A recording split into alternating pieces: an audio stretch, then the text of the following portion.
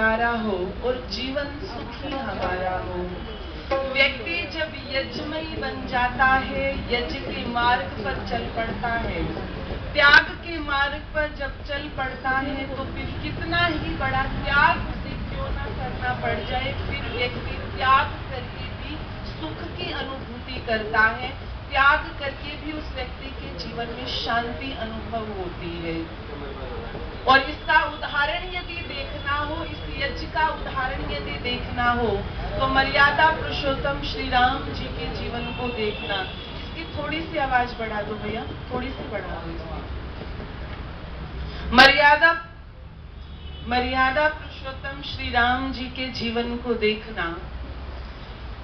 जब मर्यादा पुरुषोत्तम राम जी को ये आदेश हुआ कि राजा बनना है, और आप सबने उस घटना को सुना है, थोड़े ही समय पश्चात ये हो गया कि राजा नहीं बनना, वनवास जाना है।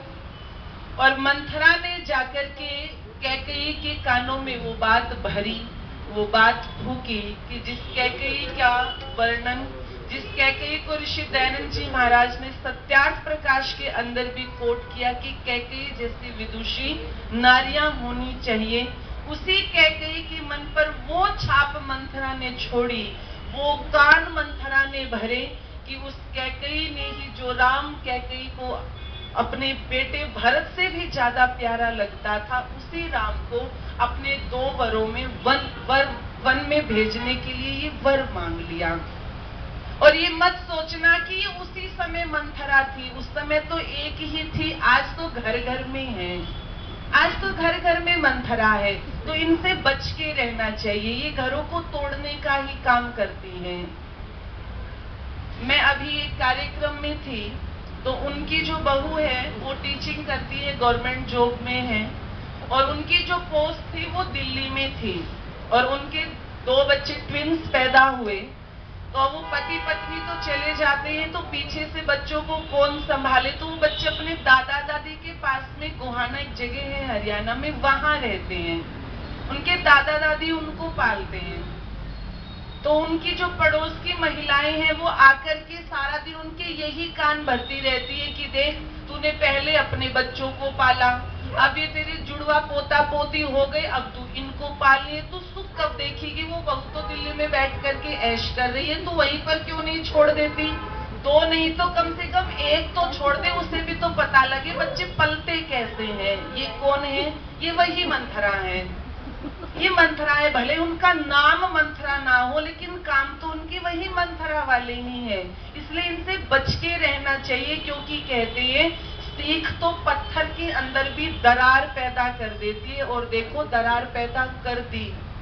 जब मंथरा ने आकर के ये कहा था ना कि राम को राजा बनाना है, तो कैकेयी ने गले का हार उतार करके मंथरा को दे दिया था कि इतनी अच्छी खबर सुनाई, बता तुझे और क्या चाहिए मंथरा।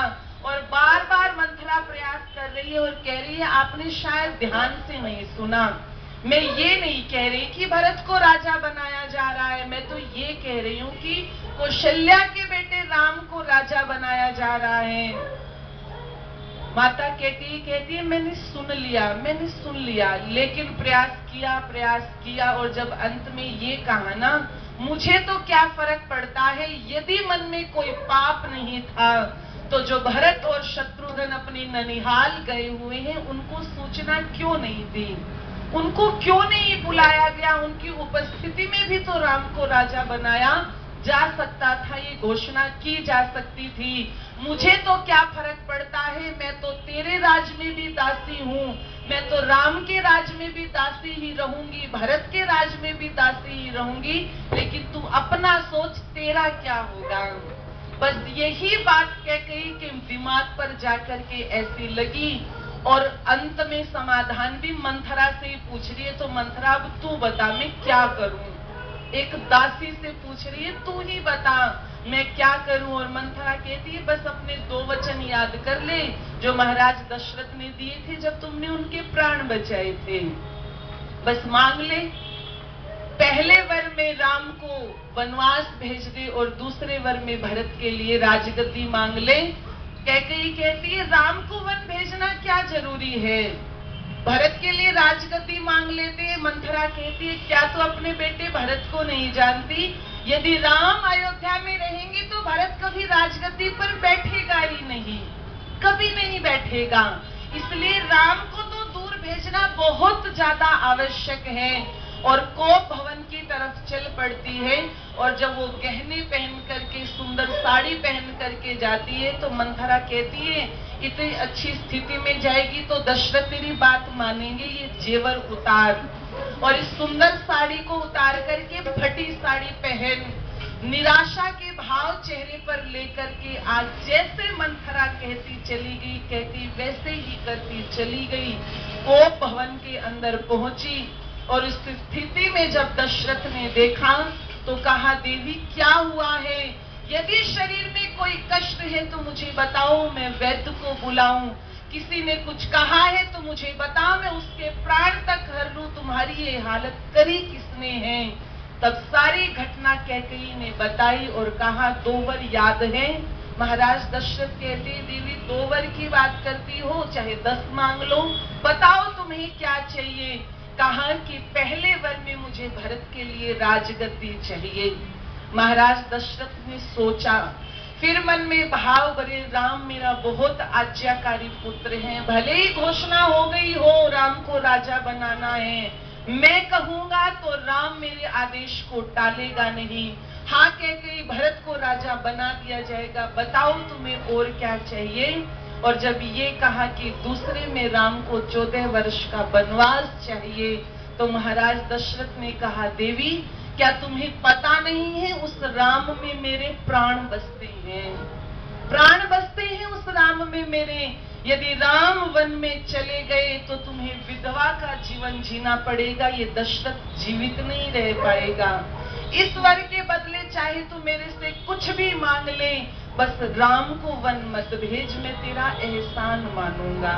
पंक्तियां लिखी थी, निवेदन कर रही है महाराज दशरथ रानी कैकेयी से और कह रहे हैं एहसान तुम्हारा मानूंगा, बस रानी इतना काम करो, राजा हो भरत दियावर में, पर वनवासी नाराम करो, राजा हो भरत दियावर में, पर वनवासी नाराम करो, एहसान तुम्हारा मानूंगा, बस रानी इतना काम करो, राजा हो भरत